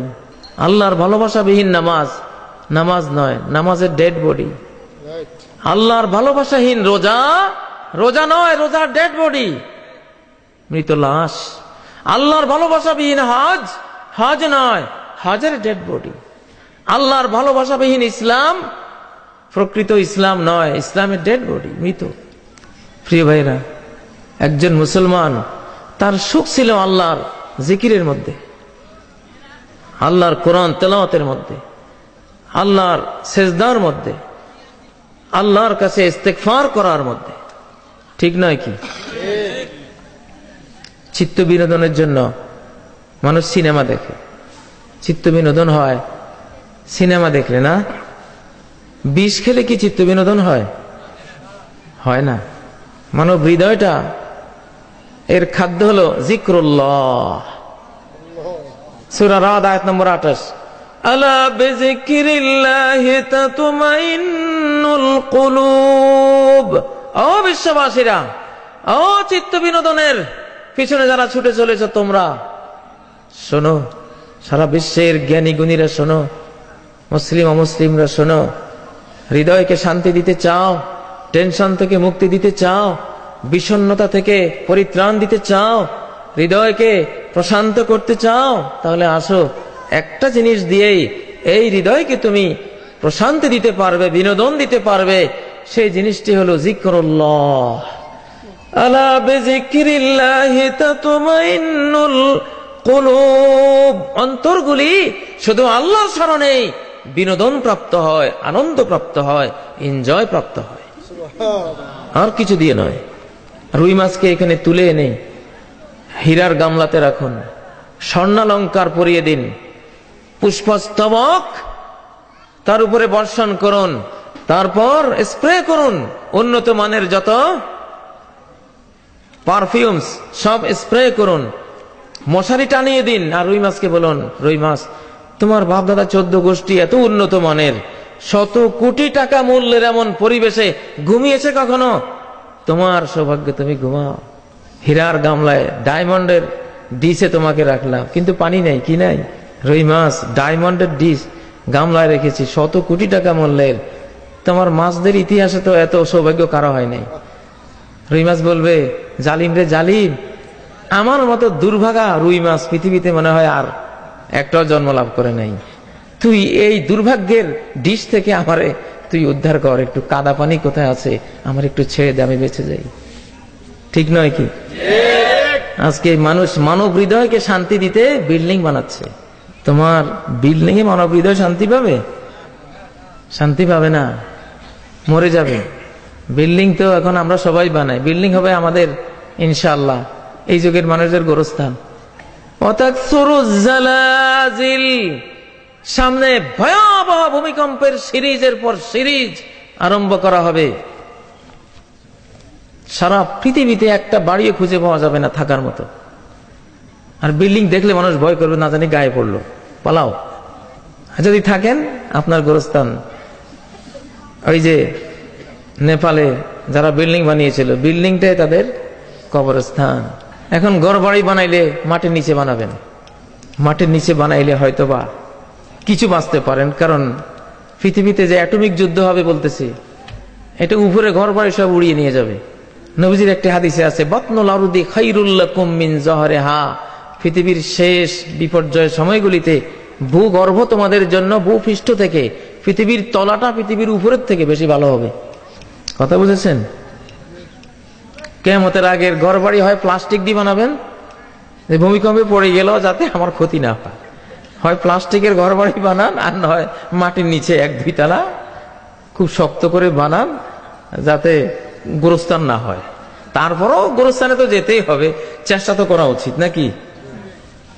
প্রিয় ভাইরা, এখন সারা পৃথিবীর মানুষদের সামনে একটাই বাঁচার পথ, সামনে একটা সোনালী অধ্যায় আসতেছে। আমাদের সৌভাগ্য আমরা ইমাম মাহদিকে পেয়ে যাব। আল্লাহর এক বান্দা ইমাম মাহদি, দাজ্জালকে যেমন বিশাল পাওয়ার দিয়ে আল্লাহ পাঠাবেন, সূর্য আটকে রাখবে 1 বছর। দাজ্জাল পৃথিবীর আহ্নিক গতিকে স্টপ করে দিয়ে সূর্যকে এক জায়গায় স্থির করে রাখবে 1 বছর পুরা। সাহাবীরা বললেন, আমরা কাইফা নুসাল্লি, ওই দিনে নামাজ পড়বো কেমনে? 1 বছরের সমান একটা দিন। নবীজি বলেন, উকদুরুল্লাহু কাদারা, এক সালাত থেকে আরেক সালাতের দূরত্ব কতটুকু হয় অনুমান করে সালাতগুলি পড়তে থাকবা। আল্লাহু আকবার। একদিকে দাজ্জাল আসবে, দাজ্জাল তার নির্দেশে বৃষ্টি হবে, আল্লাহর হুকুমে। দাজ্জালের নির্দেশে পৃথিবী থেকে ফল ফসল হবে, আল্লাহর হুকুমে। আল্লাহ ঈমান পরীক্ষা করছেন যে দেখি দাজ্জালকে মাবুদ হিসেবে নাও না আমাকে। গাভীরা দুধ দিবে দাজ্জালে নির্দেশ দিলে, নাহলে দেবে না। মুমিনদের কোনো খাবার দাবার থাকবে না দাজ্জালের আমলে। সাহাবীরা বললেন আমরা কি খাবো ইয়া রাসূলুল্লাহ? তাহলে নবীজি বললেন তুআমুহুমুত তাসবিহু ওয়াত তাহলিলু ওয়াত তাহমিদু ওয়াত তাকবীর, তোমাদের খাদ্য হবে সুবহানাল্লাহ, আলহামদুলিল্লাহ, লা ইলাহা ইল্লাল্লাহ, আল্লাহু আকবার। সেনাবাহিনীর কিছু ক্যাপসুল থাকে, একটা খেলে এক সপ্তাহ আর খিদে লাগে না, যুদ্ধের ময়দানে খায় ওরা। এখানে সেনাবাহিনী সৈনিক আছেন কিনা জানি না, পত্রপত্রিকায় পড়েছি আমরা। তো দাজ্জালের সময়ে আল্লাহ তাআলা এই ক্যাপসুল দিবেন, তসবিহ সুবহানাল্লাহ একটা ক্যাপসুল, আলহামদুলিল্লাহ একটা ক্যাপসুল, আল্লাহু আকবার একটা ক্যাপসুল। এগুলি বললে সাথে সাথে ক্ষুধা শেষ, পিপাসা শেষ। এই পৃথিবী আল্লাহর কুন ফায়াকুন, হ্যাঁ অমনি হয়ে যায়, তার নির্দেশ। ইব্রাহিম আলাইহিস সালামকে যখন আগুনে ফেলেছিল, আল্লাহ বললেন কুল্লা ইয়া নারু কুনি বারদা, আমি বললাম হে আগুন ঠান্ডা হয়ে যাও। এই কমান্ডের সাথে সাথে সারা পৃথিবীর আগুন ঠান্ডা হয়ে গিয়েছিল। কিন্তু পরে যখন আলা ইব্রাহিম বললেন যে ইব্রাহিমের জন্য ঠান্ডা, তখন সব আগুন আবার উত্তপ্ত হয়েছিল। শুধু ইব্রাহিম আলাইহিস সালামের উপরে নমরুদ যে আগুন জ্বালিয়েছিল ওইটা ঠান্ডা হয়েছে। কার কমান্ড? কার কমান্ড? আল্লাহর কমান্ড, আল্লাহর নির্দেশ। ফাসুবহানাল্লাযী বিয়াদিহি মালাকুতু কুল্লি শাই, তিনি পবিত্র, সমস্ত কিছুর একচ্ছত্র পাওয়ার, নিয়ন্ত্রণ ক্ষমতা যার হাতে রয়েছে। আল্লাহু আকবার। এক একটা গ্যালাক্সিতে 10,000 কোটি সূর্য আছে, 30,000 কোটি সূর্য নক্ষত্র আছে এক একটা গ্যালাক্সিতে। এইরকম গ্যালাক্সির সংখ্যা হাজার হাজার মিলিয়ন মিলিয়ন। মালিক কে? আল্লাহ এখন তার ক্ষমতা দেখাবেন। আটলান্টিকের বুকে আগুন ধরে যাবে। ওয়াইজাল বিহারু সুজ্জিরাত ওয়াইজাল বিহারু ফুজ্জিরাত, সাগরের বুকে আগুন ধরিয়ে দেওয়া হবে। আল্লাহু আকবার। সাগরকে সাগর দাও দাও করে জ্বলে উঠবে। অক্সিজেন হাইড্রোজেন বিভাজন করে, অক্সিজেন বিস্ফোরিত করে আগুন জ্বালাই দিবেন। আল্লাহু আকবার। সমস্ত সাগরে এখন কি আছে? পানি। কিন্তু কোরআন বলছে এই পানি একদিন আগুন ধরে যাবে। বিজ্ঞানীরা কোরআনের সূত্র থেকে এখন আগুন থেকে, পানি থেকে জ্বালানি বানাবার প্রক্রিয়া তৈরি করতেছে। আল্লাহ যখন বলেছেন যে সাগরে আগুন জ্বালানো হবে, তার মানে পানিও কি জ্বালানো যাবে, এটাও জ্বালানি। প্রিয় ভাইরা, আপনার মুহাম্মদ সাল্লাল্লাহু আলাইহি ওয়াসাল্লামের শিক্ষা কারিকুলাম কি? তাদাব্বুরুল কোরআন, কোরআন পড়া, তেলাওয়াত করা, অনুবাদ পড়া, বুঝা, আমল করা, গবেষণা করা। প্রত্যেক মুসলমান নরনারীর উপরে সে কোরআনের যতটুকু পারে ততটুকু পড়া ফরজ, ততটুকু বুঝা ফরজ, ততটুকু আমল করা ফরজ, ততটুকু নিয়ে চিন্তা গবেষণা করা ফরজ। নবীজি বললেন বাইনা আনা নাইমুন উহতুমিলা আমুদুল কোরআন মিন তাহতি বিসাদাতি, আমি ঘুমিয়েছিলাম বালিশে মাথায় দিয়ে, বালিশের নিচে থেকে কোরআনের কপি তুলে নেওয়া হলো, ফেরেশতারা ছোঁ মেরে নিয়ে গেলেন। নবীজি বলছেন আমি ভাবলাম আল্লাহ বুঝি রাগ হয়ে দুনিয়াবাসী থেকে বিমুখ হয়ে কোরআন তুলে নিচ্ছেন। পরে দেখি যে কোরআনের ওই নূরটা সিরিয়ায় গিয়ে নামলো। কোথায়? সিরিয়ায় গিয়ে নামলো। তখন আমি বুঝলাম যে শেষ জমানায় আল্লাহ তাআলা কোরআন এবং ঈমান রাখবেন কোথায়? সিরিয়া, যেখানে এখন রাশিয়ারা মারছে, ইসরায়েল মারতেছে, ইরানিরা মারতেছে, সবাই মারতেছে। সিরিয়ার সাধারণ জনগণ, ওই জনগণ, আল্লাহু আকবার। ইন্নাল ঈমান ইযা কাফারাতিল ফিতনাতু বিশাম, সারা বিশ্বে যখন পাপাচার ছড়িয়ে যাবে তখন ঈমান থাকবে সিরিয়ায়। নবীজি বলছেন কোথায়? সিরিয়ায় ঈমান থাকবে। সিরিয়ার মানুষের মুখের একটা বাণী কি? হাসবুনাল্লাহু ওয়া নি'মাল ওয়াকিল, কেউ নেই আমাদের জন্য। হাসবুনাল্লাহু ওয়া নি'মাল ওয়াকিল, আল্লাহ আল্লাহ আমাদের জন্য সাফিসিয়েন্ট, যথেষ্ট, আর কতই না উত্তম সাহায্যকারী কর্মবিধায়ক তিনি। প্রিয় ভাইয়েরা, আপনারা কোরআন পড়বেন, আপনার সন্তানকে কোরআন পড়াবেন। আপনাকে বুঝতে হবে আনতা হাইয়ুন বিল কোরআন মাইয়াতুন বিদুনি, কোরআন থাকলে আপনি জিন্দা, কোরআন না থাকলে আপনি মুর্দা। তায়েফের হাসপাতালের বড় একজন পরিচালক তিনি বলেছেন, আমার এই হাসপাতালে সাধারণ মানুষ, শিক্ষিত মানুষ, অশিক্ষিত মানুষ, কুলি, মজুর, শ্রমিক, অফিসার, সচিব, এমপি, মন্ত্রী, রাজা, সবাই আমার এই হাসপাতালে চিকিৎসা নেয়। সবাই আসে, কেউ আসে না যে এরকম না। একটা গ্রুপ আসে না আমার হাসপাতালে কখনো, সেই গ্রুপটা হলো আহলুল কোরআন, কোরআনওয়ালারা। ওয়ানুনাজ্জিলু মিনাল কুরআনি মা হুয়া শিফা, কোরআনে আমি এমন সব আয়াত নাজিল করি যেগুলি ডাইরেক্ট রোগ নিরাময় করে দেয়। সুবহানাল্লাহ। একটা হলো চিকিৎসা করা, একটা হলো নিরাময় করা। চিকিৎসা হলো ওষুধ খাওয়ানো, আর নিরাময় হলো রোগ ভালো হয়ে যাওয়া। রোগ কি হয়ে যাওয়া? ভালো হয়ে যাওয়া। কোরআন আপনাকে চিকিৎসা দেবে না, ডাইরেক্ট রোগ ভালো করে দিবে। আল্লাহু আকবার। তায়েফ হাসপাতালের সেই পরিচালক, মহাপরিচালক, তিনি বলছেন যে কোরআনওয়ালারা কোনোদিন আমার হাসপাতালে কেউই ভর্তি হয় না। কারা এরা? যারা কোরআন পড়ে বুঝে গবেষণা করে। আল্লাহু আকবার। এরা জিন্দা, রোগ মুক্ত, শেফা প্রাপ্ত। উনি বলছেন বরং আমাদের হাসপাতালের কোন রোগী যদি এমন দুরারোগ্য হয় যে আমরা চিকিৎসায় ব্যর্থ হই, তখন কোরআনওয়ালার কাছে পাঠাই। কোরআনওয়ালা কোরআন পড়ে তাকে চিকিৎসা করে সুস্থ করে পাঠাই দেয়। আলহামদুলিল্লাহ।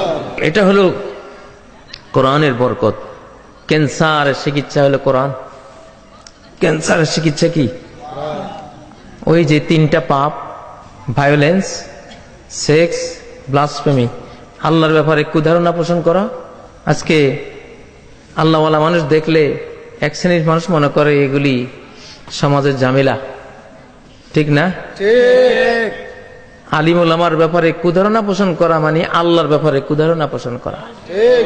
আলিম ওলামার ব্যাপারে কুধারণা পোষণ করা মানে নবীর ব্যাপারে কুধারণা পোষণ করা। ঠিক।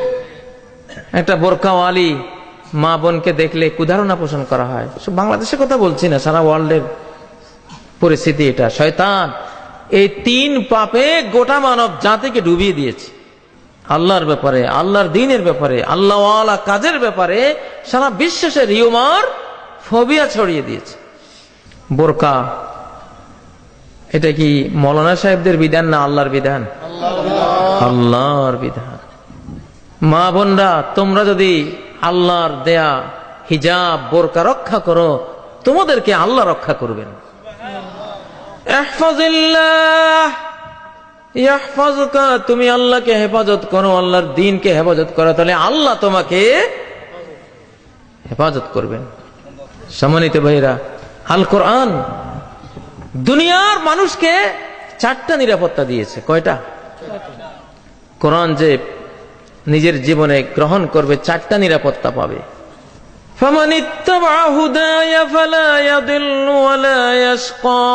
যে আমার হেদায়েতের অনুসরণ করবে, কোরআনের অনুসরণ করবে, তার চারটা নিরাপত্তা, চারটা পুরস্কার। একটা হলো লা ইয়াদিল্লু, সে পথ হারাবে না।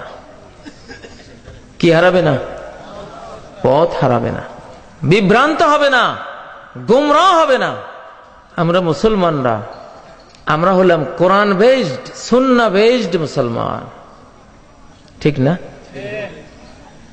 আমরা যে কালেমাটা পড়ি, সে কালেমাটা কি? লা ইলাহা ইল্লাল্লাহ মুহাম্মাদুর রাসূলুল্লাহ, আশহাদু আল্লা ইলাহা ইল্লাল্লাহ ওয়া আশহাদু আন্না মুহাম্মাদুর রাসূলুল্লাহ। অর্থাৎ আল্লাহ ছাড়া কোনো সত্য মাবুদ নেই, সমস্ত ইবাদত কার? আল্লাহর। আল্লাহ বেস্ট। আল্লাহর ইবাদতগুলি আল্লাহর কোরআন থেকে, আল্লাহর বয়ান থেকে জানবো। দ্বিতীয় কে? ওয়াশহাদু আন্না মুহাম্মাদান রাসূলুল্লাহ, রাসূলুল্লাহ সাল্লাল্লাহু আলাইহি ওয়াসাল্লাম, তিনি আল্লাহর রাসূল, আল্লাহর প্রেরিত বান্দা, পয়গাম্বর। তাহলে আমরা মুসলিমরা হব আল্লাহওয়ালা রাসূলওয়ালা, আল্লাহওয়ালা রাসূলওয়ালা, আর কোনো ওয়ালা হওয়া লাগবে না। আল্লাহওয়ালা মানে কোরআনওয়ালা, রাসূলওয়ালা মানে হাদিসওয়ালা। ঠিক আছে? কেউ যদি কাজী ইব্রাহিম ওয়ালা হন, কেউ যদি জাকির নায়েক ওয়ালা হন, কেউ যদি অমুক খতিব ওয়ালা হন, তাহলে গোমরা হয়ে যাবেন। কাজী ইব্রাহিম তো ইসলামের দলিল না, জাকির নায়েক সাহেব ইসলামের দলিল না, পীর সাহেব বুজুর্গ সাহেব ইসলামের দলিল না। দলিল সর্বনাশটা এখানে হয়েছে। আমরা হইলাম এখন হুজুরওয়ালা মুসলমান। ঠিক না? যার যার হুজুর তার। আমার হুজুর কি কম বুঝে? এখন যত কিসিমের হুজুর তত কিসিমের ইসলাম, তত দল, তত খুনাখুনি মারামারি। অতএব এগুলি মাইনাস, ডিলেট। আল্লাহওয়ালা রাসূলওয়ালা, বাস শেষ। কোরআনওয়ালা, হাদিসওয়ালা, সুন্নাহওয়ালা, তাহলে সারা বিশ্বের মুসলমান এক হয়ে যাবে। আর কাজী ইব্রাহিম ওয়ালা হইলে সবাই তো আর কাজী ইব্রাহিমকে ভক্তি করবে না, কেউ অবশ্যই থাকবে আরেক খতিবওয়ালা। তাহলে ওই ওয়ালার এই ওয়ালারা মারামারি করবে না? হ্যাঁ, এই ওয়ালারা বলবে আমাদের হুজুর বেশি জানে, ওই ওয়ালারা বলবে না আমার হুজুর তোমার হুজুর চেয়ে বেশি জানে। এই তো লাগলো মারামারি। অতএব কাজী ইব্রাহিমেরও কোনো ওয়ালার দরকার নাই, জাকির নায়েকেরও ওয়ালার দরকার নাই, কোনো আলেম পীর ফকিরেরও কোনো দল তরিকার দরকার নাই। তরিকা হলো মুহাম্মদুর রাসূলুল্লাহর, ইবাদত হলো আল্লাহ তাআলার। বাস, কোরআন বেসড মুসলিম, সহিহ সুন্নাহ বেসড মুসলিম। তাহলে সারা বিশ্বের মুসলমানরা পৃথিবীর উত্তর মেরু থেকে দক্ষিণ মেরু পর্যন্ত এখন এক হয়ে যাবে, এক হয়ে যাচ্ছে ইনশাআল্লাহ। উম্মতের চিন্তায় আমরা আসি। আমি যে কথাটা বলছি এটা নফল কথা না, এটা ফরজ কথা। কি কথা? কোরআনওয়ালা হওয়া, রাসূলওয়ালা হওয়া, সুন্নাহওয়ালা হওয়া, এটা ফরজ। কাজী ইব্রাহিম ওয়ালা, জাকির নায়েক ওয়ালা, অমুক ওয়ালা, তমুক ওয়ালা, এগুলি হওয়া হারাম। এগুলি হওয়া কি হারাম। এরা উস্তাদ হইতে পারে, মহব্বত করবেন, উস্তাদ দোয়া করবেন, বাস শেষ। এই তো আদর্শকে মুহাম্মদুর রাসূলুল্লাহ সাল্লাল্লাহু আলাইহি ওয়াসাল্লাম, এইটা যদি হয়, সাহাবীরা কোরআনওয়ালা ছিলেন আর সুন্নাহওয়ালা ছিলেন, আলহামদুলিল্লাহ। এই জন্য সবার কথা একরকম, ঠিক না? ইমাম মাহদী তিনি হবেন আল্লাহওয়ালা, রাসূলের সুন্নাতওয়ালা। এই জন্য সারা বিশ্বকে শাসন করবেন, কোন মতবিরোধ থাকবে না। ঈসা আলাইহিস সালাম হবেন আল্লাহওয়ালা, সুন্নাহওয়ালা। সহিহ মুসলিমে আছে ইয়াকুদুকুম বিকিতাবি রাব্বিকুম ওয়া সুন্নাতি নাবিয়্যিকুম। ঈসা আলাইহিস সালাম এসে গোটা মুসলিম জাহান, গোটা বিশ্ব জাহানকে পরিচালনা করবেন আল্লাহর কিতাব দিয়ে, রাসূলের সুন্নাহ দিয়ে। সুবহানাল্লাহ। কারো কোনো বানোয়াট কোনো কিছু দিয়ে তারা বিশ্বকে শাসন করবেন না। এখানেই উম্মত এক হয়ে যাবে। আর উম্মত যখন এক হয়ে যাবে, সারা বিশ্বের মানুষ হেদায়েত পেয়ে যাবে ইনশাআল্লাহ। সারা বিশ্ব আপনাদের দিকে তাকিয়ে আছে যে আপনারা মারামারি বাদ দিয়া এখন, ঠিক না? মারামারি বাদ দিয়া এখন প্রত্যেকে সমীহ করুন, শ্রদ্ধা করুন, মানুষকে আল্লাহর কথা বলুন।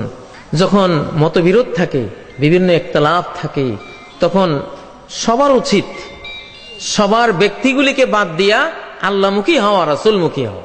সূরা আন-নিসার 59 নম্বর আয়াতে আল্লাহ ডাইরেক্ট নির্দেশ দিয়েছেন, ফাইন তানাযাতুম ফি শাইইন ফারুদ্দুহু ইলাল্লাহি ওয়ার রাসূল। যদি কোনো জিনিসে ঝগড়া বিবাদ মতবিরোধ সৃষ্টি হয়, তোমরা দুই পক্ষের আলিম ওলামা দরবেশ কে কাকে ভক্তি করো মানো, সবাইরে বাদ দাও। সবাইরে কি? তুমি তোমার কাজী ইব্রাহিমরে বাদ দাও, তুমি তোমার জাকির নায়েক বাদ দাও, তুমি তোমার পীর সাহেবের বাদ দাও, তুমি তোমার ওলিয়া উলিয়া কে আছে বাদ দাও, সব বাদ। এখন ফারুদ্দুহু ইলাল্লাহ, এক নম্বর কার দিকে যাও? আল্লাহর দিকে যাও। মানে আল্লাহর কোরআনে কি কয় সেটা বাইর করো।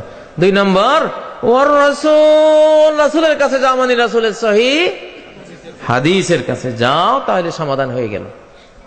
আর কোনো ভেজাল নাই। আল্লাহ যা বলবেন, রাসূল যা বলবেন, বাস শিরোধার্য, চোখের উপরে চোখের পুতুল বানিয়ে কবুল করে নেব, ঠিক না?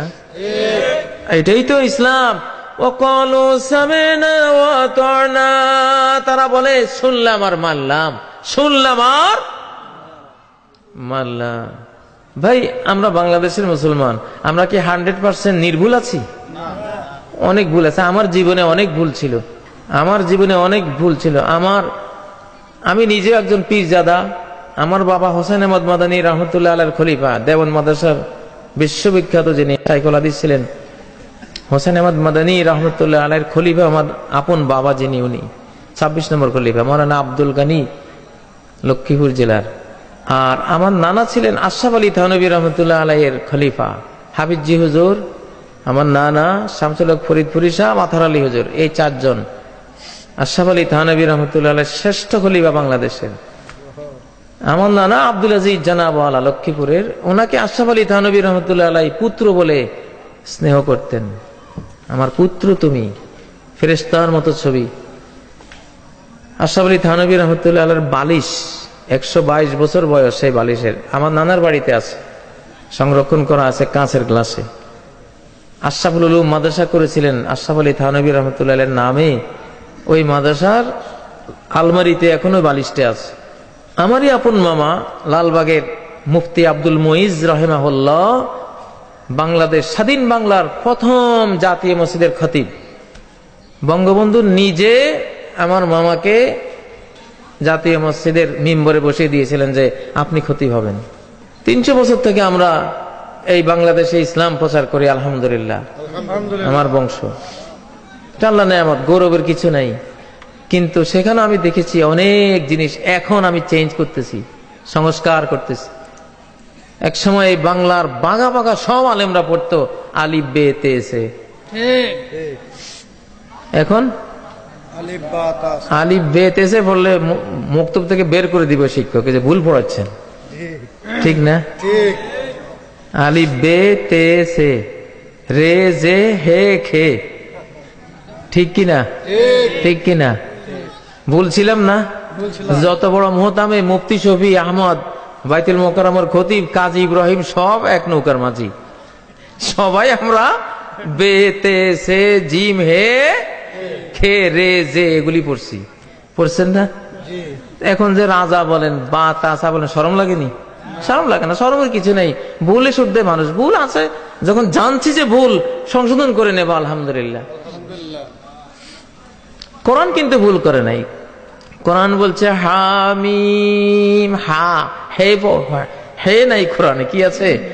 হামিম, রে নাই, আলিফ লাম র, আল্লাহু আকবার। কিন্তু ওই সময় তো আমাদের বাঘা বাঘা ওস্তাদরা সবাই আলিফ লাম র, আলিফ লাম রে তো পড়ে নাই কেউই। কোরআনে পড়ে র, মুক্তবাসী পড়ায় কি রে। চিন্তাই করে নাই যে এই ডিফারেন্টটা, এই পার্থক্যটা কেমনে হলো। এ কোরআন শুদ্ধ না এটা শুদ্ধ? অবশ্যই কোরআন শুদ্ধ, তাহলে এটা ভুল, ঠিক না? আচ্ছা কোন যে শিক্ষকের ক খ গ গ এবিসিডি ভুল, তার আর কি শুদ্ধ হইব কোন? এই বেটা, তোর ক খ গ গ ঠিক নেই, তুই কিসের পণ্ডিতি দেখ যা। বাংলাদেশে পড়ালেখা করে পণ্ডিতি ভুলে ভরা, মাথার তালু থেকে পায়ের তালু পর্যন্ত। আমার নিজের গায়ে তো কত ভুল ছিল, এখন শরম লাগে, ওই কথা মনে হইলে শরম লাগে আমার। অতএব ভুল আছে নিঃসন্দেহে, ভুল আছে নিঃসন্দেহে। কায়দায় বাগদাদিটাই ঠিক করতে পারলাম না, আর বোখারি ঠিক করবো কবে? যে জাতির কায়দায় বাগদাদিটাই ভুল, সেই জাতি যে বোখারিতে ভুল করছে, মুসলিম পড়তে বুঝতে ভুল করছে, তিরমিজি বুঝতে ভুল করছে, হাদিস কোরআন বুঝতে ভুল করছে, সন্দেহ আছে কোনো? কোরআনের কতটুকু বুঝছি, কতটুকু বুঝছি ও ভাইরা? ওয়াত্তিন ওয়াজ্জাইতুন وطور سينين وهذا البلد الأمين। কসম তিনের, ডুমুরের, ডুমুর চিনেন? যজ্ঞ ডুমুর চিনেন? যজ্ঞ ডুমুর থোপা থোপায় হয়, যে পাকলে এটাকে ফাটাইলে পোকা উড়ে যায়, একটু খায়, কবিরাজরা ওষুধ বানায়, চিনেন? এটা পুকুর পাড়ে হয় বেশি, জঙ্গল টঙ্গলে হয়। এক থোপার মধ্যে 20, 25, 30টা হয়। কাঁচা অবস্থায় কাটলে সাদা দুধের মতো কষ বের হয়, চিনেন? এইটাই তিন, এটা তিন। ওয়াত-তিন ওয়াজ-জাইতুন, জাইতুন হলো অলিভ, জলপাই, বাংলাদেশে জলপাই, আরব জাহানে অলিভ, একটু বেশ কম হয়, ছোট বড় আছে। যজ্ঞ ডুমুরের কসম, জলপাই, অলিভের কসম, আরো দুইটা কসম আছে। যাই হোক, কসম শেষে কি বললেন? লাকাদ খালাকনাল ইনসানা ফি আহসানি তাকওয়িম, নিশ্চয় আমি মানুষকে সবচেয়ে সুন্দরতম গঠনে সৃষ্টি করেছি। সুবহানাল্লাহ। মানুষের মতো সুন্দর গঠন আর কারো নাই। এটা এখনকার যারা ইঞ্জিনিয়াররা এটা প্রমাণ করেছে যে মানুষের দৈর্ঘ্য প্রস্থের যে গঠন প্রণালী, এর চেয়ে উত্তম সুন্দর গঠন প্রণালী আর কল্পনা করা যায় না। এখন আপনি কি বলতে পারবেন যে মানুষকে সুন্দরতম গঠনে সৃষ্টি করেছি, এই কথাটা বলার জন্য আল্লাহ কেন ডুমুরের কসম আর জলপাইয়ের কসম করলেন? ডুমুর আর জলপাইয়ের সাথে মানুষের সৌন্দর্যের কি সম্পর্ক? 1400 বছর থেকে কেউ জানে নাই, কোন মুসলমানও এটা নবী ছাড়া কেউ বলতে পারে নাই যে যজ্ঞ ডুমুর আর জলপাই আর মানুষের সৌন্দর্যের মধ্যে কি সম্পর্ক। জাপানের একদল বিজ্ঞানী এই আয়াতের মর্ম উদ্ধার করেছে। মানুষের ব্রেনে একটা রস আছে, এটার নাম মিথালোনিটস রস। বয়স যখন 15 থেকে 35 বছর পর্যন্ত ব্রেন থেকে রসটা আসে। এই রসের তেজে মানুষ যুবক হয়, শক্তিশালী পালোয়ান থাকে। 35 বছর পরে এই রসটা থেমে যায়। জাপানিজরা ভাবলো এই রস তাহলে কোথায় পাওয়া যাবে, দেহে তো আর পাওয়া যায় না। আমরা বাঁচতে হবে, শক্তিশালী থাকতে হবে, যুবক থাকতে হবে, এই রসের দরকার, মিথালোনিটস দরকার। গবেষণা করতে করতে করতে করতে খুঁজে পেল এই ডুমুর আর জলপাইয়ের মধ্যে, ডুমুর আর জলপাইয়ের মধ্যে খুঁজে পেল যে ডুমুর আর জলপাইয়ের মধ্যে এই জিনিস আছে। খাওয়া শুরু করলো, কাজ হয় কিন্তু পুরা হয় না। পরে ভাবলো কিছু ত্রুটি এখনো আছে, আবার গবেষণা করলো। গবেষণা করতে করতে পেল যে ডুমুর খাইতে হবে 1টা আর অলিভ খেতে হবে 7টা, তাহলে পুরোপুরি ওই মিথালোনিটস পাওয়া যাবে। এই গবেষণা পেয়ে তারা তো খুশিতে আটখান। আরব জাহানের এক বিজ্ঞানীর কাছে পাঠালেন যে তোমাদের কোরআনে আমাদের এই গবেষণার সপক্ষে কোনো উক্তি আছে কিনা দেখো। কোরআনে তো সবে আল্লাহ বলেছেন। ডক্টর তহা ইব্রাহিমের কাছে লিখলেন, দেখো তো এটা পাও কিনা। উনি তো শুনে বলেন এটা তো সূরা ওয়াত-তিন ওয়াজ-জাইতুন, ডুমুর আর কি জলপাই, এটা তো এখানে থাকবে। এক সূরাতে পেয়ে গেলেন। এবং মানুষের সৌন্দর্যের সাথে সম্পর্ক, তার যৌবন, সৌর্যবীর্য, রূপ, কান্তি, লাবণ্যের সাথে এই ডুমুর আর জলপাইয়ের সম্পর্ক আছে। এখন 1 মাত্রা 7 মাত্রা, যজ্ঞ ডুমুর 1টা আর জলপাই 7টা খেতে হবে, এইটা কই আছে কোরআনে? গবেষণা করতে করতে দেখলেন যে যজ্ঞ ডুমুর 3-এর কথা একবারে আছে সারা কোরআনে। ওয়াত-তিন ছাড়া আর কোথাও 3-এর কথা নাই। 1 মাত্রা পাওয়া গেল, বনলো, মিলে গেল, বিজ্ঞান গবেষণার সাথে কোরআন মিলে গেল। এবার অলিভ কয়বার আছে দেখা যায়, ঘাটতে ঘাটতে পেলেন অলিভ ঠিক 7 বার। আল্লাহু আকবার। উনি লিখলেন, বিজ্ঞানী ভাই তোমার গবেষণা 1400 বছর আগের কোরআনেই বর্ণিত আছে এই আয়াত। 1 মাত্রার ডুমুর, 7 মাত্রা জৈতুন। এইটা পাওয়ার পরে জাপানি ওই বিজ্ঞানীদের হেড অফ দ্য ডিপার্টমেন্ট উনি বললেন, এই কল্পনায় আমাদের আগে কেউ করে নাই যে এই জিনিস মানব দেহে আছে, এই কারণে মানুষ বুড়ো হয়, এটার অভাবে বুড়ো হয়। মুহাম্মদ সাল্লাল্লাহু আলাইহি সাল্লামের পক্ষে, ওনার যুগের কোন মানুষের পক্ষে এই তথ্য দেয়া সম্ভব নয় যদি সৃষ্টিকর্তা স্বয়ং এই তথ্য না দিতেন। অবশ্যই এই কোরআন এটা স্রষ্টাই বলেছে, সৃষ্টিকর্তাই এমন কথা বলতে পারে, কোন মানুষ এমন কথা বলতে পারে না। অতএব আমি কলিমা বললাম, আশহাদু আল্লা ইলাহা ইল্লাল্লাহ। ওই বিজ্ঞানীদের যিনি সর্দার, তিনি ইসলাম কবুল করলেন। আল্লাহু আকবার।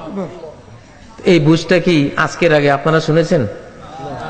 তাহলে বোঝা গেল আমাদের বুঝ এখনো বাকি আছে, সব আমরা বুঝি না। অতএব যারা সব বুঝি নাই তারা যদি এই অভাবটা মনে রাখেন যে না, আসলে আমার অনেক অভাব আছে, আমাকে আরো জানতে হবে, বুঝতে হবে, তাহলে আমি আলহামদুলিল্লাহ পড়বো ইনশাআল্লাহ। তাহলে আলহামদুলিল্লাহ পড়ার কারণ তৈরি হবে, কারণ আপনি হেদায়েত পেয়ে যাবেন। কোরআন আপনাকে টানবে ইনশাআল্লাহ। আপনি কি জানেন আমেরিকার একদল বিজ্ঞানী গাছের পাতার মধ্যে তারা একটা আলো ফ্লাশ হচ্ছে, গাছের বডিতে, পাতাতে, কাণ্ডে, বালুকণায়, পাথরে, সারা ওয়ার্ল্ডে সর্বত্র একটা আলো বিচ্ছুরণ হয়, একটা কম্পন আসে, একটা আওয়াজ আসে। পদার্থবিজ্ঞানের ভাষায় এটার কোনো ব্যাখ্যা তারা খুঁজে পায় না, যে এই জিনিসগুলির মধ্যে কম্পনটা কেন আসে, আলো বিচ্ছুরণ হয় কেন, আওয়াজ হয় কেন, কি এগুলি। মার্কিন বিজ্ঞানীরা গবেষণা করতে করতে অস্থির হয়ে ব্রিটিশ বিজ্ঞানীদের কাছে দিলেন যে দেখো তো এটা কি জিনিস। ব্রিটিশ বিজ্ঞানীরা খুঁজে পেল না। ব্রিটিশ বিজ্ঞানীদের মধ্যে একজন আমাদের এই উপমহাদেশের মুসলিম বিজ্ঞানী ছিলেন। 5 দিন পরে উনি জানালেন যে এই ব্যাখ্যা আমাদের কাছে আছে কোরআনে। পাতার মধ্যে কেন আলো ফ্লাশ হয়, কম্পন হয়, আওয়াজ হয়, কি বলে, পাতারা কি বলে, কি যেন বলতে চায় ওরা। অতি সেন্সিটিভ যন্ত্র দিয়ে ওটা শোনা যায়, আওয়াজ দেখাও যায় সব। তো ওই বিজ্ঞানী বললেন এটা কোরআনে আমাদের কাছে ব্যাখ্যা আছে, সূরা বনী ইসরাঈলের 44 নম্বর আয়াত, তুসাব্বিহু লাহুস সামাওয়াতুস সাবউ ওয়াল আরদু ওয়া মান ফীহিন। আল্লাহর প্রশংসা সহ তার তাসবিহ জপে 7 আকাশ 7 জমিন, আসমান জমিনের কুল মাখলুকাত। ওয়া ইম মিন শাইইন ইল্লা ইউসাব্বিহু বিহামদিহি।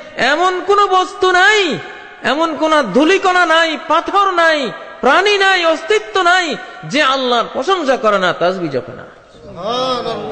ওয়ালাকিন লা তাফকাহুনা তাসবিহাহুম। কিন্তু এদের তাসবিহ তোমরা বুঝবে না। মার্কিন বিজ্ঞানী সাথে সাথে কলেমা পড়ে মুসলমান হলেন যে হ্যাঁ পেয়ে গেলাম, আমি পেয়ে গেলাম।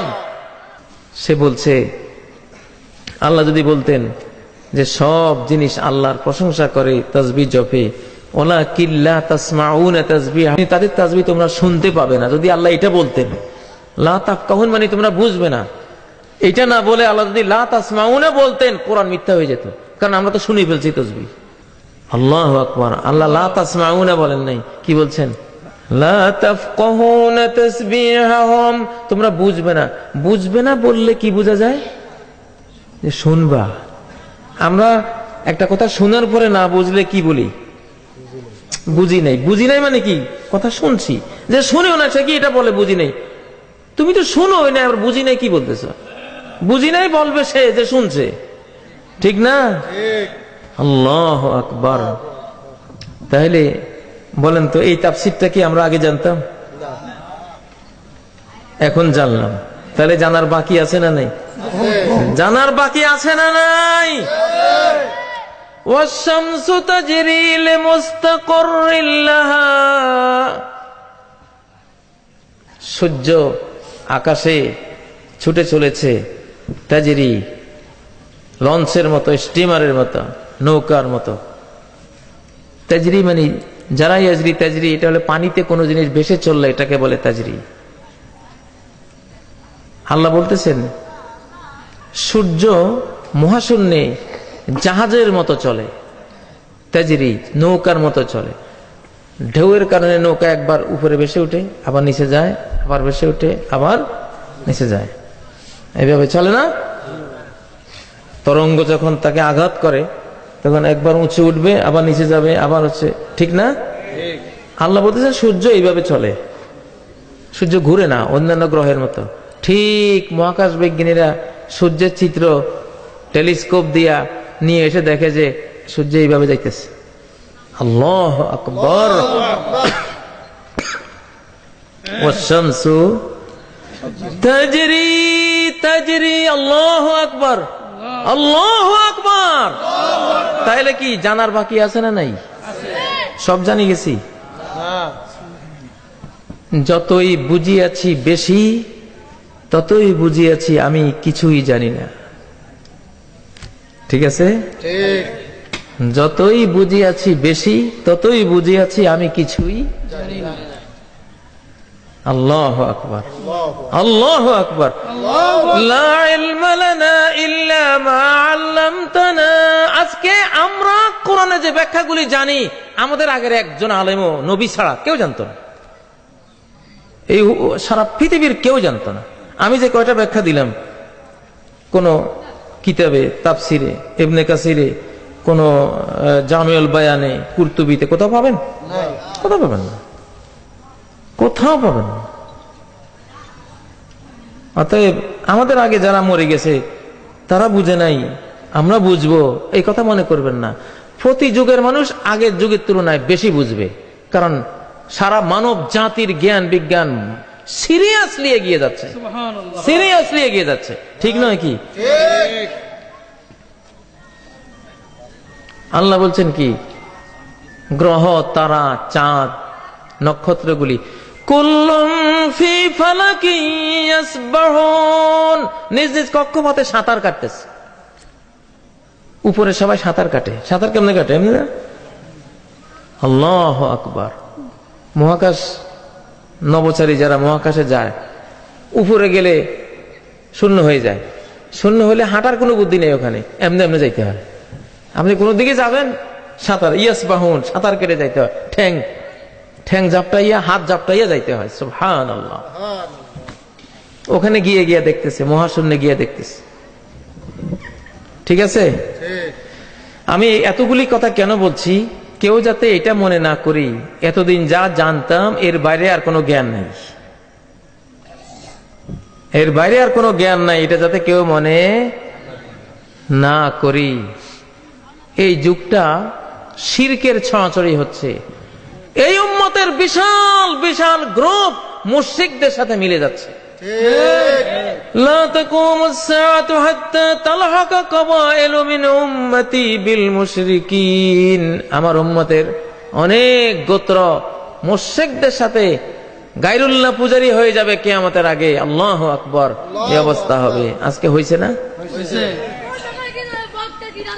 অতএব যেই কোনো এখনকার যুগের মানুষদের উচিত কোরআন এবং সুন্নাহর বিশুদ্ধ জ্ঞান যেখানে যা পাবো সেখান থেকে তা আহরণ করে নেব, গ্রহণ করে নেব ইনশাআল্লাহ।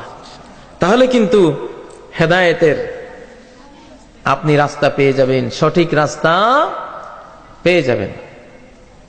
আপনি যদি কোরআন ভিত্তিক হন, নবীজির হাদিস ভিত্তিক হন, আলহামদুলিল্লাহ আমার জীবনে আমি এত শান্তি পাই। এখন অনেক কিতাব পড়তাম ছাত্র জীবনে, কিতাব পড়তে পড়তে চোখ প্রায় অর্ধেক ক্ষয় করে ফেলেছি, এখন আর পড়ি না, এখন আর কোরআন আর হাদিস ছাড়া আর কিছু পড়ি না। এত মজা লাগে। আল্লাহু আকবার। প্রত্যেকটা হাদিস একটা অলৌকিক, প্রত্যেকটা আয়াত একটা অলৌকিক ইনফরমেশন, একটা তথ্য আমাদেরকে দিচ্ছে। সুবহানাল্লাহ। প্রিয় ভাইরা, সেজন্য আমি আপনাদেরকে আহ্বান করব, মুসলমানদের ঐক্যবদ্ধ হওয়ার সময় হয়েছে। মুসলমানদেরকে মারার জন্য সারা বিশ্বের বেঈমানরা একসাথে হয়েছে, সব ভয়ঙ্কর মারণাস্ত্র নিয়ে, ঠিক না? এই সময় আমাদের বিভেদ করার সময় নাই। ভাইয়ের কপালে যদি ধুলিবালি দেখেন, সেটা রুমাল দিয়ে মুছে দিবেন, তাহলে ভাই আপনাকে খারাপ বলবে না, ঠিক না? ভাইয়ের কপালে ধুলিবালি দেখলে জুতা দিয়ে মুছতে গেলে সংঘাত লাগবে না? সংঘাত লাগবে।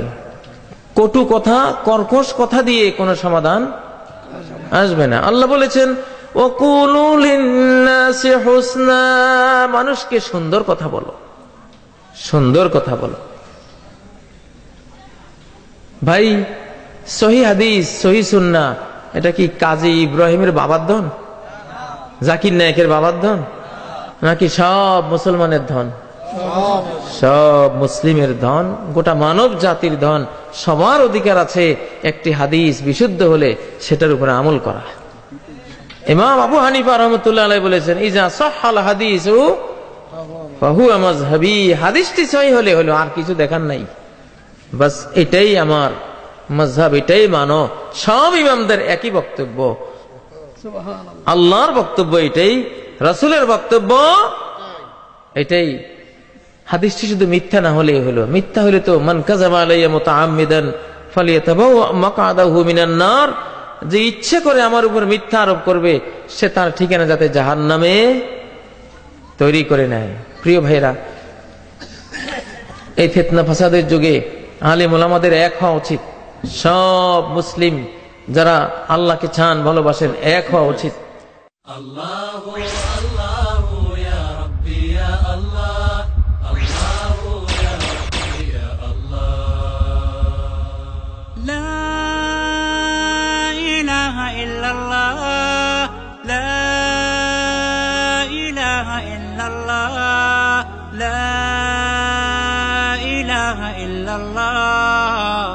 محمد رسول الله